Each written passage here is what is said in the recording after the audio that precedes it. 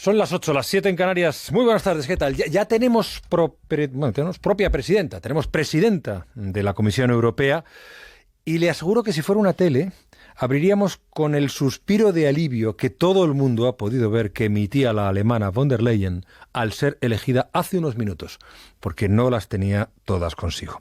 Dicho lo cual, salvada esta urgencia, en un día como el de hoy, una felicitación y una evocación, porque hoy es el Día del Carmen. Así que he de felicitarlas a todas, y así lo hago. Día también de la Luna, porque hace 50 años...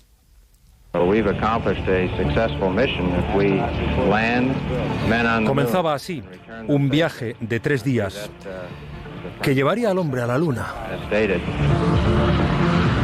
T-minus 15 seconds, guidance is internal. 12, 11, 10, 9... Ignition sequence start. Main engine start. We have main engine start. 4, 3, 2, 1, 0. Hoy nos asomaremos a aquella histórica odisea, siguiendo la estela del viaje radiofónico que Alsina nos ha propuesto esta mañana en Más de Uno. También anticipando lo que el viernes tendremos en La Brújula, la mirada al día en que por fin pisaron el polvo gris del satélite que hoy, y eso también estará presente en el programa, se va a cubrir de un oscuro manto rojo, porque en apenas una hora se podrá empezar a ver un nuevo eclipse de luna. Como si hoy la propia historia y el carácter eterno y a la vez mutable de la luna quisiera hacerse presente. Porque además a ella, a la luna, parecen seguir mirando, o quizá al dedo que la señala, sí, ahí va a ser, dirigentes políticos que deberían pergeñar un acuerdo para investir presidente a Pedro Sánchez. Fundamentalmente los de Podemos y el propio Partido Socialista. Y mire, tan fuera de su papel andan, que ha tenido que venir hace unos minutos Gabriel Rufián a decirles que bajen, actúen y acuerden, que el personal está hasta el gorro y sería una irresponsabilidad volver a elecciones generales. Yo creo que la gente está fatigada y lo que quiere es que los políticos hagamos política y sobre todo teniendo en cuenta que venimos de unas elecciones en las que el peligro era el que era y se frenó a quien se frenó. Darle una segunda oportunidad a Casado, Rivera y a Abascal es una irresponsabilidad histórica y es echar por la borda centenares de miles de votos de gente que igual se planteaba no votar y que votó a según qué formaciones políticas porque le prometieron que se haría política. La Brújula. La Brújula. En Onda Cero, La Brújula. Juan Ramón Lucas. Rufián, Gabriel Rufián, Esquerra Republicana de Cataluña, el de la fotocopiadora y las performances en el Congreso, llamando a la responsabilidad política a los demás. Y no nos extraña, o sea, no nos chirría, nos parece hasta plausible. ¿Cómo tienen que estar las cosas? Podemos se ha cargado hoy la posibilidad de cambio en el gobierno de La Rioja, al menos de momento. Como aquí en La Brújula se temía la semana pasada la candidata socialista Concha Andreu, la única diputada de Podemos, cuyo voto era decisivo y que quería 3 de las 8 consejerías del gobierno de La Rioja, ha preferido decidir que el PSOE no gobierna.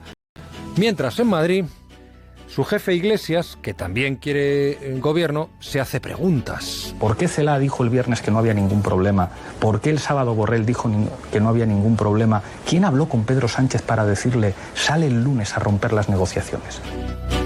¿Quién habló?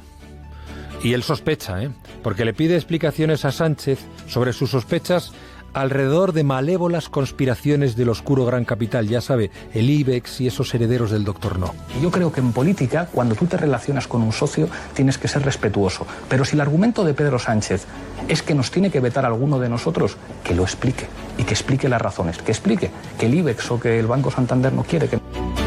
Por si acaso, por si no se anima a explicarse o a cambiar, ya le han enviado el recadito desde La Rioja. Pero ya le he dicho el PSOE que no hay nada que explicar. Adriana Lastra insiste en que lo de la conspiranoia no va con ellos. Y por último, yo también escuché atentamente la entrevista del señor Iglesias de esta mañana. Las teorías de la conspiración caen por su propio peso y sobre todo son bastante, conociendo al secretario general y presidente del gobierno, bastante ridículas. Hay en el PSOE y en el gobierno una suerte de fuerza, de fiereza también sobrevenida contra Iglesias desde que ayer Sánchez rompiera la baraja. Parecieran responder a la dinámica sanferminera del cohete y a embestir calle arriba al hombre del pañuelo rojo, en este caso Iglesias. Adriana Lastra, que hace un par de días estaba a partir un piñón con Irene Montero, fotos hay, ha seguido dándole a Iglesias hasta hace un rato después de su conversación con Rufián, en cuyo relato, por cierto, parecía tener menos interés que en las cornadas a su socio preferente. Pues bien, lo que nos hemos encontrado en el señor Iglesias ha sido una posición maximalista, que se ha negado en todo momento a la negociación y ha buscado simplemente la imposición. Todos los pasos previos en toda negociación, la formación de equipos, la negociación de políticas, los acuerdos programáticos, han sido rechazados por el señor Iglesias, que supeditaba todo a la presencia de nombres en el Consejo de Ministros. Y mire, hasta la ministra Celaá, que el viernes consideraba cosa de Podemos la consulta a las bases, que tanto irritó a Sánchez, así lo decía. Nosotros no tenemos, el Partido Socialista Obrero Español no obedece los mandatos de los adscritos a Unidas Podemos. Será el propio líder de Unidas Podemos quien tendrá que modular, en todo caso, lo que ha obtenido con las respuestas dentro de su partido. Bueno, esto el viernes, hace 2 días laborables.